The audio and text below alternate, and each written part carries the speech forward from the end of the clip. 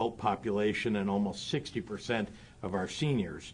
And even with the massively increased supply of vaccine, there will still be a need for patience. We have visibility into vaccine supplies approximately 3 weeks ahead of their arrival.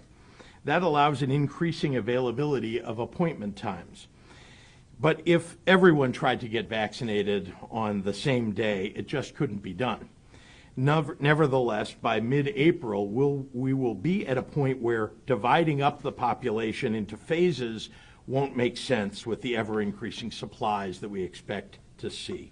President Biden set the bar for opening eligibility to all adults nationally on May 1st, and his administration has been quick and decisive to allow Illinois, for example, to hurdle that bar 2.5 weeks earlier on April 12th.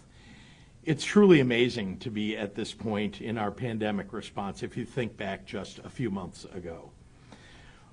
On this day 1 year ago, my administration launched our COVID-19 response website, coronavirus.illinois.gov, to provide information about the virus that has transformed life as we know it.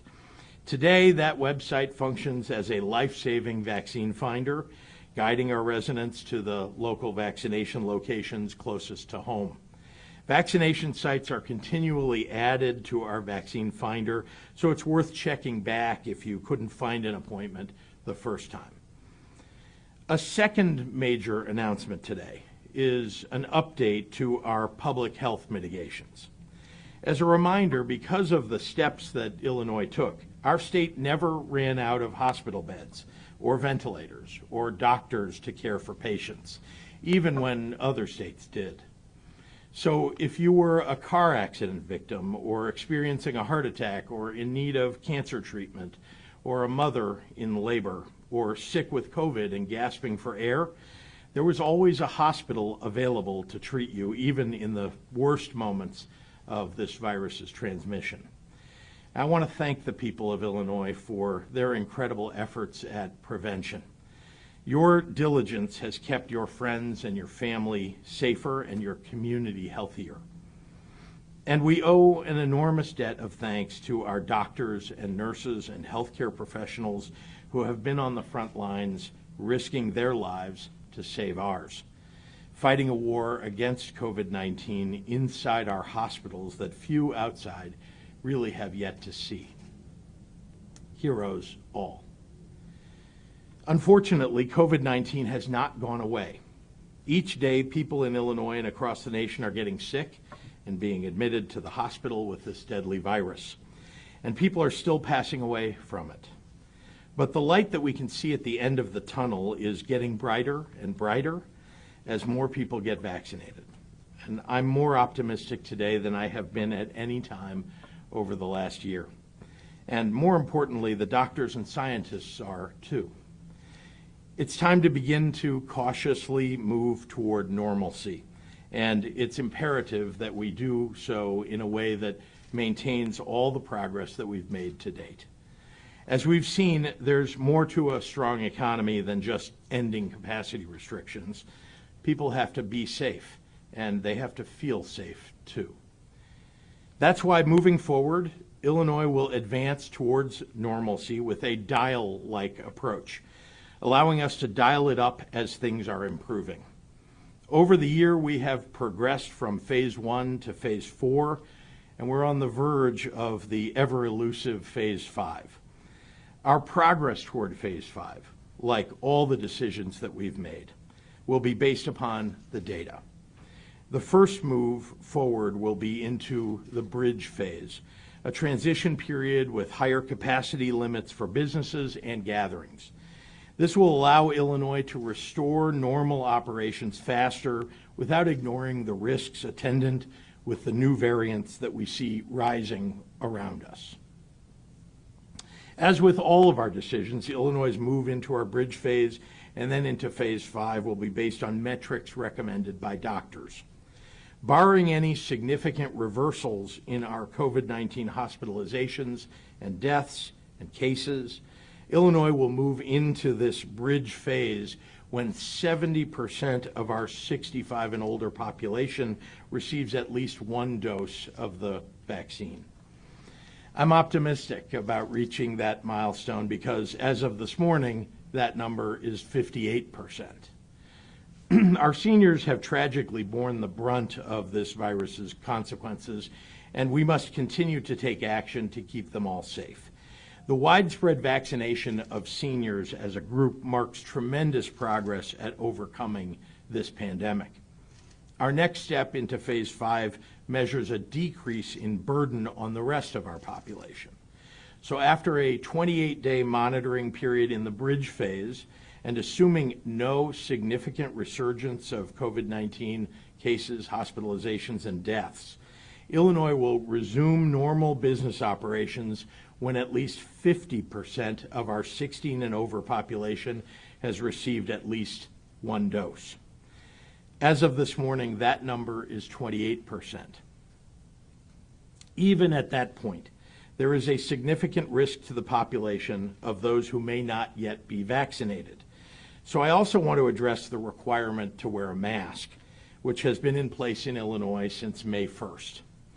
In short, we are able to make these significant moves forward toward normalcy because people will continue to be required to wear masks in public when they can't maintain proper social distancing.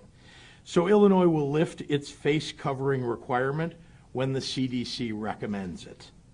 Masks have been one of our best ways to reduce risk in this pandemic, and we won't be foolish at throwing away our best weapon heading into the last lap of this fight.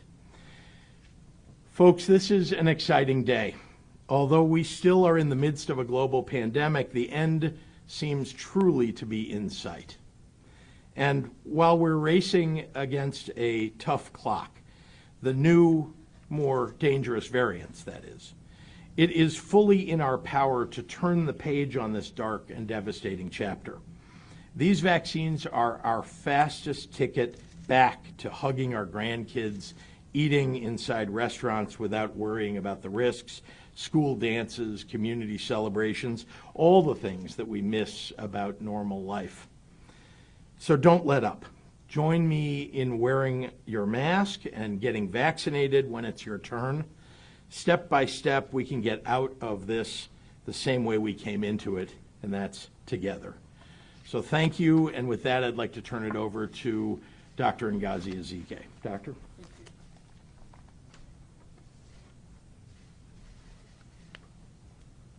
So yes, good morning and happy Thursday, and I think we have lots of reasons to be happy.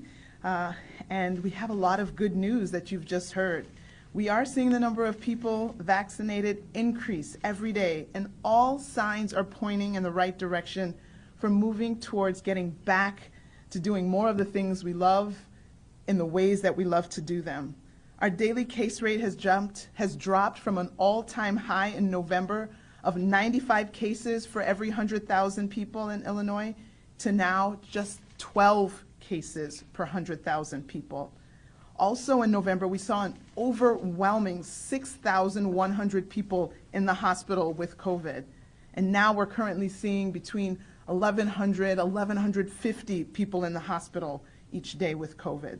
This is the lowest we've seen since we started tracking these numbers. Our daily mortality rate has also dropped. It's down to 2 individuals for every 1 million people in the population. Combining these decreasing trends in cases and hospitalizations and deaths with increasing vaccinations, that is clearly a recipe for ending this pandemic.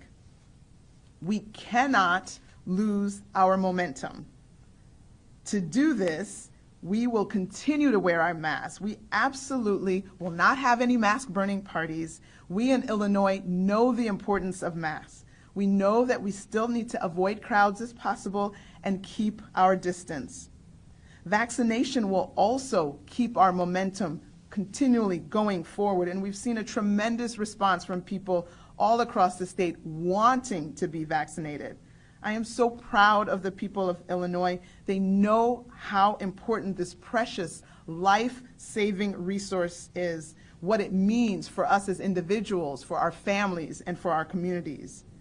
And so that's why the demand for the vaccine is greater than the supply, but that's for now. And as the governor has shared, we believe the predictions from the administration that the supply will ramp up and that we will be able to provide this vaccine to everyone. If you are eligible now and haven't been able to make an appointment, continue to try. As the amount of vaccine increases, more appointments will open up. Last week, IDPH launched the Vaccine Appointment Call Center, and that's to assist people who may not be able to make appointments online. Call agents will help individuals who do have access to online services but need help navigating the various registration sites. Also, if the individual doesn't have access to online services or can't navigate the site, the agent will make appointments on these individuals' behalf. That vaccine appointment call center number is 833-621-1284. Again, 833-621-1284. The increasing vaccination rates are how we will move forward, and they are how we will get closer and closer to that herd immunity. And also, like the governor said, certain proportions of our residents will need to be vaccinated so that we can move into this bridge phase and then finally onto phase 5, which is functionally our return to normal. So we will continue to monitor the amount of virus circulating in the state. We will continue to monitor the burden of COVID-19 on our healthcare system. Hospitals will need to have a 7-day average of at least 20% of ICU beds available. And if metrics show no sustained increase in the mortality rate, if there's no increase in the COVID-like hospital admissions or the number of people in the hospital with COVID, if we monitor that over a 28-day period or 2 incubation periods, the state will move forward. All 3 COVID-19 vaccines currently authorized for use in the United States are effective in preventing hospitalization and death. The more people vaccinated, the fewer deaths we will see and the less chance we have of overwhelming our hospitals. And while vaccination is key to getting back to some semblance of normal, we must continue to implement the public health measures. People who've been vaccinated should continue to follow CDC's recommendations on how to interact with others, as well as people who've been vaccinated and people who haven't been. That does mean for the time being wearing a mask, but as the CDC has indicated, if you have individuals in a private setting, in a home setting, who've all been vaccinated, you can loosen those personal mitigations. Again, wearing the mask is not going to be forever, but until more people are vaccinated, this will be the path forward. Testing is also vital. I know we're focusing so much on vaccination, but we can't forget the importance of testing. Illinois continues to have some of the most accessible COVID-19 testing in the country. Knowing if someone does have COVID-19 and knowing that quickly helps the contact tracers identify close contacts, slow the spread, and stop future potential surges. We have come so far, Illinois, and we have to go just a little bit further. Maybe we're in the 25th mile of this marathon, but we will stay motivated and we will keep going because the finish line is absolutely in sight. Thank you, all of the people of Illinois, for helping us to get to this point. Now I will summarize comments in Spanish.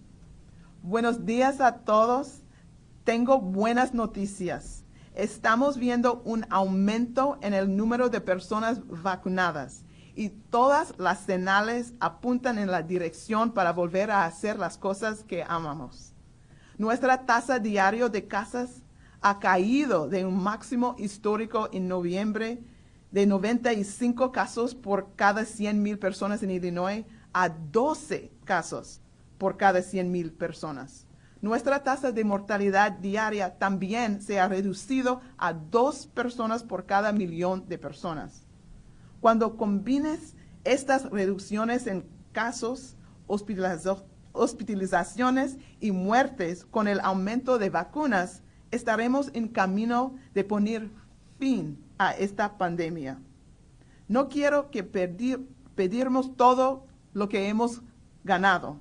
Por eso debemos seguir usando nuestras máscaras, evitar grupos grandes y mantener la distancia. Hemos visto una tremenda respuesta de las personas que se quieren vacunarse. De hecho, la demanda supera la cantidad de vacunas disponibles. Afortunadamente, la cantidad de vacunas está aumentando y se están abriendo más citas para la gente de Illinois. La semana pasada, IDPH lanzó el centro de llamadas para citas de vacunas para ayudar a las personas que quizás no pueden hacer citas por Internet. El número para citas de vacunas es 833-621-1284. Si eres elegible, insto que llame hoy para hacer una cita. Como dijo el gobernador, ciertas proporciones de nuestros residentes deberán vacunarse para pasar a la próxima fase, que es un regreso a la normalidad. Además, vamos a seguir la cantidad de virus que circula en el estado y la carga de COVID-19 en nuestro sistema médico. Si las métricas continúan por el camino en el que estamos, pronto volveremos a lo que estábamos haciendo antes de la pandemia. Por el contrario, si vemos aumentos en estas métricas, podríamos retroceder una fase. Las 3 vacunas COVID-19 son efectivas para prevenir la hospitalización y la muerte. Cuando más personas se vacunen, menos muertos veremos y menos posibilidades tenemos de llenar nuestros hospitales. Y aunque la vacunación es clave para volver a algo parecido a la normalidad, debemos continuar implementando medidas de salud pública. Las personas que han sido vacunadas deben seguir siguiendo las recomendaciones de los CDC. Eso significa por el momento llevar una máscara. No es para siempre, pero hasta que se vacune a más personas. Las pruebas también siguen siendo vitales. Si bien en este momento se presta mucha atención a la vacunación, no podemos olvidar la importancia de las pruebas.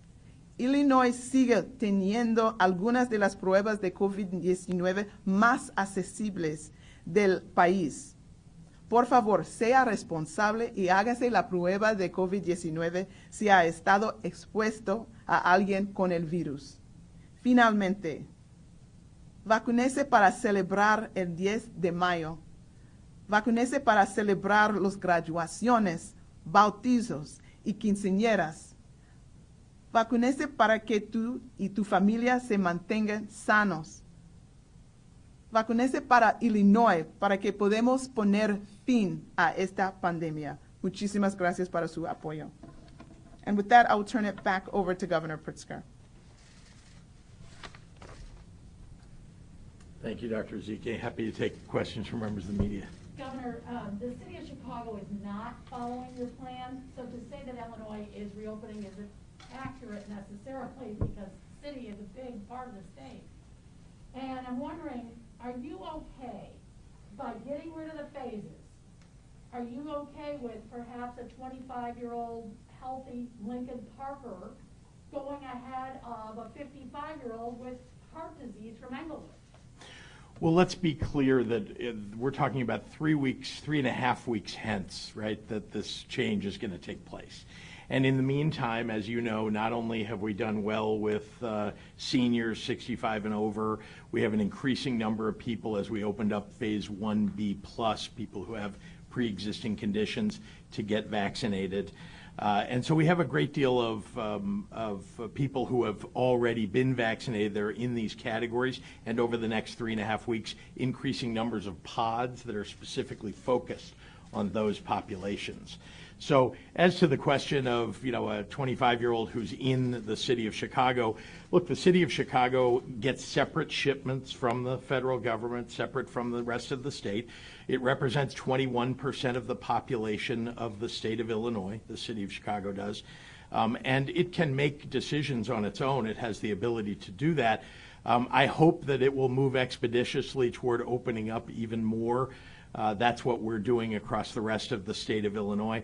And I think that it will be hard for the city if people who can get vaccinated who live just beyond the city borders are able to get an appointment to go get vaccinated, but people who are within the city may not be able to because they haven't opened that up. But again, I think that's up to them. And then President Biden has set an absolute date of May 1st. And I know that the city this morning acknowledged that they're hoping to not only get there by May 1st, but even earlier than that. So it'll match up at some point, between April 12th and May 1st, the city of Chicago will move.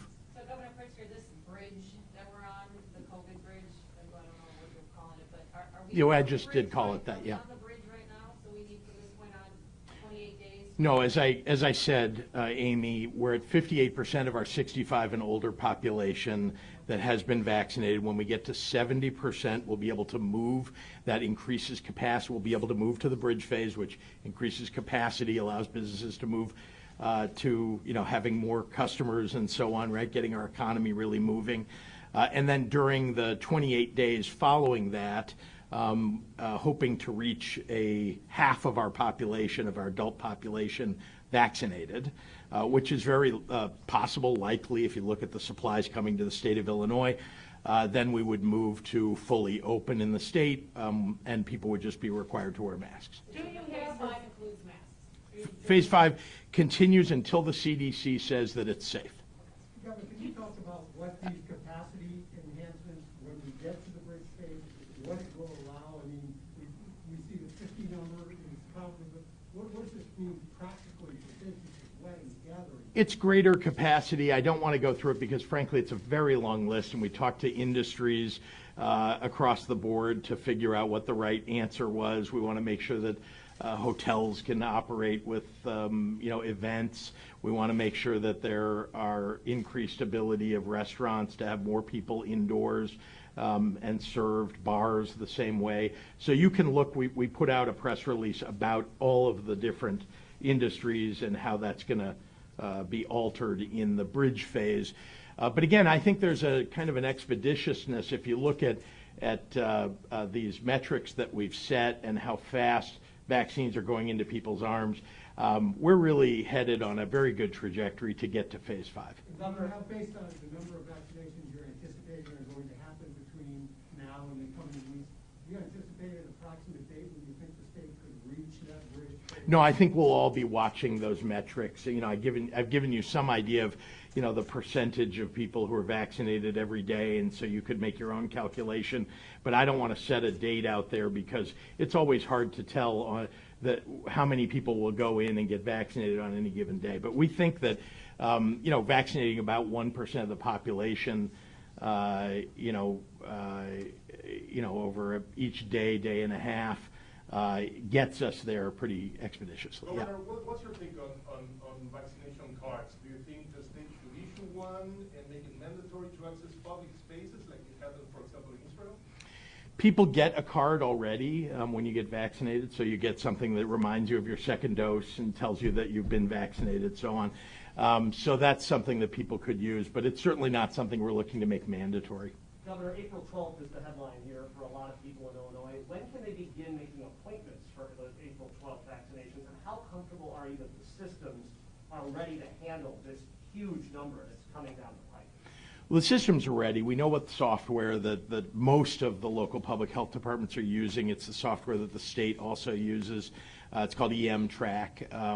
So we know that will take care of itself. I think your question is, well, when can you start making appointments for beyond April 12th?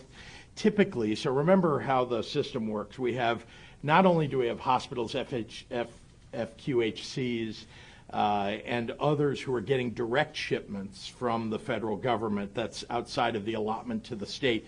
Walgreens, for example, other pharmacies, right, in a federal pharmacy program, not to mention our our long-term health facilities in the state. So they're all getting their direct shipments, which are increasing. The state is getting its direct shipment, or at least we allocate those direct shipments to all the local health departments. Directly to your question, those local health departments typically put those appointments up because they have a schedule for 3 weeks. They're able to put them up, let's say, for 2 weeks hence. And it depends on the local public health department. They have their own methodologies across the state. We have 97 local health departments. But we've encouraged them certainly to put up appointments as soon as they know that they have the supply coming, which so far the federal government has guaranteed a minimum, and they've met it every time. But Governor, there is still a lot of frustration finding those appointments, especially with Walgreens, Yeah. which has a huge supply. They apologized again this week, third week in a row, Yeah. for glitches in their system. What is your confidence level with Walgreens? So, look, Walgreens is a phenomenal organization that is also partnered with the federal government trying to deliver vaccines like everybody else. I would like the system to work better. I would like them not to go down. I think they also would like that, and they've made announcements about adjustments that they've made to their systems in order to deal with that. But look, this is a once in a 100 years, and I would say in the history of the United States, a once ever circumstance where we're trying to get vaccine into people's arms, immediately. And we're using every channel that can possibly be used, and the federal government is using every channel that it can possibly use. And so there are going to be glitches along the way in the system, but suffice to say that it's moving at a fast clip, and people are doing the best that they can. I think they're doing a reasonably good job. Now, moving forward, you said people are frustrated. Look, the phases that we've had, right, which have had the phase 1A, phase 1B, phase 1B plus. I think that there are people who are at the edges of qualifying for one of those phases that are especially frustrated. And that's one of the reasons why I'm really glad that we're going to move away from this idea of taking sections of the population, because I think there's some confusion out there. And so I want people not to be confused. And I think because the supplies are ramping up at a good clip, we believe that we could take away that confusion and allow people to get an appointment relatively fast after we start on April 12th, opening up to everyone. We'll do two more in the room, and then we got to get online. Governor Pritzker, there's been more COVID suicides than COVID deaths. We've had 5 COVID deaths, 39 suicides, and still to this day there are hundreds of thousands of Illinoisans, mostly high schoolers, who are still sitting in the basement a year later. Depressed, isolation, and everywhere I've called, the psychiatric beds in Illinois, 60 miles around, are still full. Is there any possibility you might use some of this COVID relief funds to help those students? Because this is a real crisis. Absolutely. Amy, we already have. We've allocated some of the dollars that we've received along the way in CARES Act dollars for mental health. We recognize this is a challenge. It's not just for kids. It's not just a challenge for kids, I think for everybody. This has been a very difficult period in the history of the world, not to mention the history of the state of Illinois. Our schools are available to open up to full-time in-person instruction. In fact, we have guided schools in that direction and helped them to make sure they have more and more kids in. We have not restricted that since the beginning of the school year. In fact, before the beginning of the school year, we announced that schools will have the ability to be fully open or go to hybrid or go to fully remote, and those are decisions that get made at the local level by schools, by school districts, which, by the way, have ramped up. And so we now have, I think, 40, almost 50%, 44% is the last number I saw, but it's been growing, of schools that have in-person learning and available full-time, and then a smaller portion that are fully remote, and then there's a hybrid section of those schools as well. So I think it is moving in the right direction, especially as more teachers get vaccinated, as people are feeling safer, and as the schools have built out the plexiglass and other capabilities. And then we changed the distancing requirements in classrooms so that more kids could sit in classrooms from 6 feet distance to 3 feet distance. Oh yeah, that's been for weeks now. Can I just clarify, phase 4, are we moving anywhere today? Are we to this bridge? We still have to wait for the bridge. So as of today, there's really no no change in phase 4 today. Except that you know now how we will be moving forward. What I'm telling you is that because we're at 58% of our seniors vaccinated, and you know that the metric is 70, and you know roughly speaking we're vaccinated 1% of seniors each day. 30th, approximately. I'm not going to set a date because, again, it ebbs and flows. You've seen the vaccine numbers. Sometimes a lot of people go and get vaccinated on a given day, sometimes fewer. All I can tell you is that that's how we're looking at it. If you look at 58%, we're trying to get to 70. I think we'll get there relatively soon. All right, Now, Craig, what you're going to be the about last tax one. day? Since they're pushing back tax day to May 15, what is Illinois going to do, and what will you announce? Well, that's obviously something we adjusted last year. We'll adjust for it this year, yeah. All right, Thank you. we got to get online, sir. Sorry. Oh, I'm Just have sorry. A couple more. Okay. You got excited. I know, you made it sound like we were done, sir. Andy Weber in Peoria. Some health departments in central Illinois said they weren't aware of this expansion announcement until your press conference today. Is there a reason why they weren't notified sooner? How will you ensure enough vaccines will be available to counties? And when will some here in central Illinois only began 1B plus last week? Boy, there are about 6 questions in there. I'll Yeah, try to- you could start with the multiple phone calls. So yeah, we actually have done multiple group phone calls with our local public health departments. They've been made aware. If they weren't on those calls, I'm sorry they didn't get on them. I know that Dr. Ezike and I both have spoken with the bulk of local health department leaders who got on those calls to let them know. So they were notified. I notified the leaders of both parties' caucuses in the General Assembly. I notified local mayors yesterday, and the mayor of Chicago, the Cook County Board President, and others. Dean Olson at the SJR, would the expansion of vaccine eligibility go from 1B plus to everyone 16 and older in mid-April, or would there be an intermediate step? There may be. We're looking at allowing specific groups, from now until then. For example, an example of that might be state employees. It might be certain of the vulnerable essential workers that haven't been included in those announced groups already. There's, 3.5 weeks in the world of vaccinations, just to be clear, is like a lifetime. And so we have an opportunity here to expand and focus on pods of people that we think are most vulnerable and should try to get vaccinated before we move into the full-blown population. Dan Petrella at the Tribune, how will you prevent the kind of widespread confusion and frustration that occurred during the early vaccine rollout as more people become eligible to get vaccinated? Well, by taking away all of the various restrictions on who could get vaccinated, I think that actually clears it up for most people. Mike Militich at Quincy TV, it's understandable to have the entire state move together to the bridge and to phase 5, but many people will argue regions or individual counties should move alone if they're ready. Have local leaders responded to this plan? No, everybody seems to be pleased with, the people who've given us feedback are pleased that we're moving as quickly as we are, and feel like, getting to these metrics is the right way to go. Kelly Bauer at Black Club, do you have concerns about Loretto Hospital's chief operating officer claiming he vaccinated Eric Trump and that Trump Tower vaccinated ineligible workers? Yes.